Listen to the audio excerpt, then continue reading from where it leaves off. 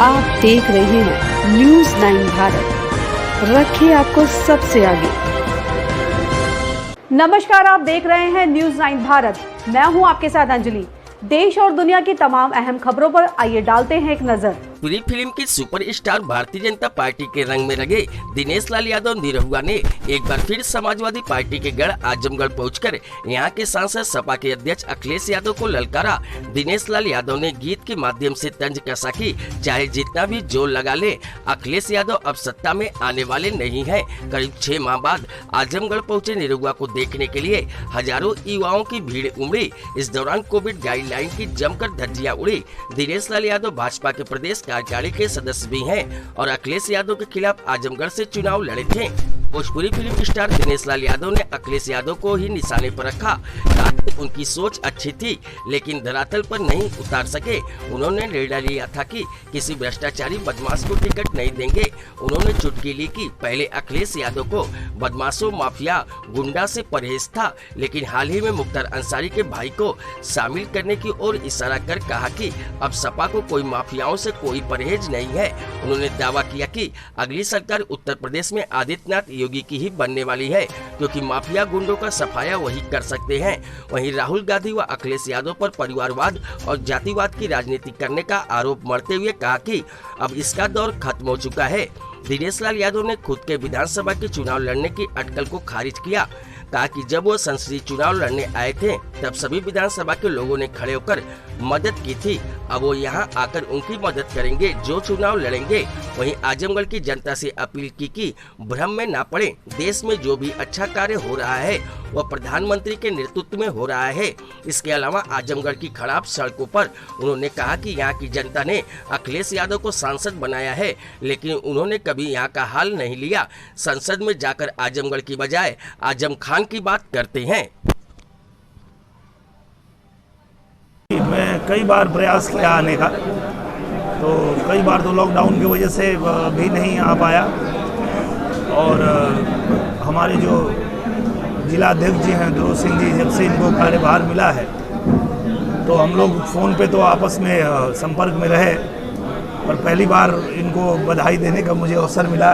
तो इनको मैं एक तो बधाई देने के लिए, और भी जो हमारे नए संगठन में जितने भी पदाधिकारी बने हैं युवा मोर्चा से लेके और हमारी पार्टी के, उन सभी लोगों को शुभकामना देने के लिए, और आने वाले चुनाव में किस तरह से हम लोग जो है मेहनत करेंगे उसके लिए चर्चा करना है आज हम लोगों को।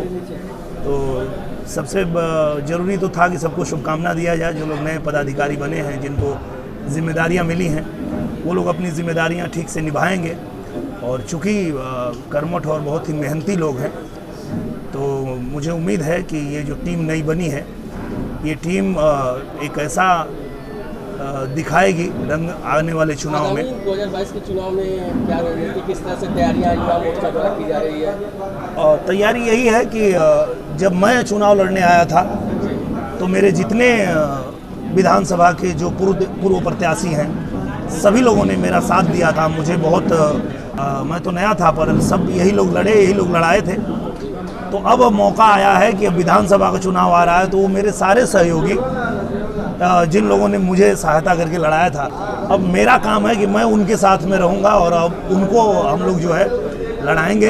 और हम कोशिश करेंगे कि इस बार आजमगढ़ से 10 की 10 सीटें हम जो है निकालें। तो क्या लगता है कि बाकी बार जो है कि आप जो है फिर से अखिलेश यादव से मतलब टक्कर लेंगे सीधा? मुझे लगता है अखिलेश यादव जी किसी को टक्कर देने लायक बचे ही नहीं हैं। उसका कारण ये है कि वो बहुत ही पीछे चल रहे हैं।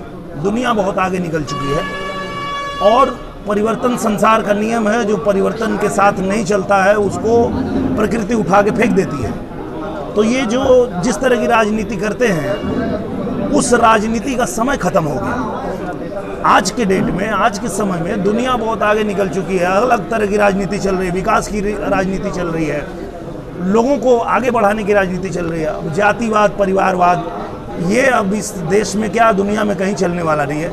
तो मुझे लगता है कि वो किसी को कुछ टक्कर देने वाले नहीं हैं। और आप लोगों ने तो देखा था पिछले चुनाव में, जब मैं चुनाव लड़ने आया था, तो चाहे वो बसपा हो, चाहे सपा हो, कांग्रेस हो, सब लोग मिल के जब भारतीय जनता पार्टी का मुकाबला नहीं कर पाए तो अब तो अकेले अकेले ऐसे ही उड़ा दिया जाएगा इन्हें। यानी कि क्या लगता है कि यादव समाज आपके साथ में है पूरा खड़ा? बिल्कुल बिल्कुल, यादव समाज, वो हर यादव जो राष्ट्रवादी है, जो राष्ट्र के हित में सोचता है, वो हमारे साथ है, हमारी पार्टी के साथ है, भारतीय जनता पार्टी के साथ है। और सिर्फ यादव क्यों, हर बिरादरी के लोग, हर जाति धर्म के लोग, जो लोग इस देश का कुछ भला चाहते हैं, अच्छा सोचते हैं, वो भारतीय जनता पार्टी के साथ हैं, रहेंगे। क्योंकि भारतीय जनता पार्टी मात्र एक राजनीतिक पार्टी नहीं है। इस देश की जो इस देश का भविष्य है वो कैसा हो, वो कितना अच्छा हो, यहाँ के लोगों का जीवन कितना बढ़िया हो जाए, हमारा देश कितना मजबूत हो जाए, दुनिया में हमारी स्थिति कितनी मजबूत हो, हम कितना दुनिया में अपने आप को ताकतवर तरीके से प्रेजेंट कर सके, ये सोचने की जो क्षमता है वो भारतीय जनता पार्टी में है। इसलिए पूरा देश ये जानता है और चाहता भी है कि पूरे देश में सिर्फ और सिर्फ भारतीय जनता पार्टी की ही सरकार रहेगी, तो ही भारत का भविष्य सुरक्षित रहेगा।